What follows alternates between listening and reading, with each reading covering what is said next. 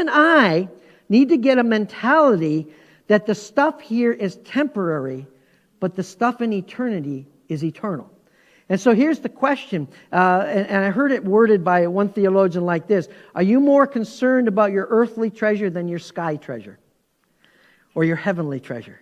And so the point is that we as believers need to come to a place of focusing on that which is eternal rather than that which is temporary. And that's really what Jesus is introducing here. So it's not about whether you have a lot of money or not. That's not really what it is. It's about what is your focus. That's really the question that's being asked.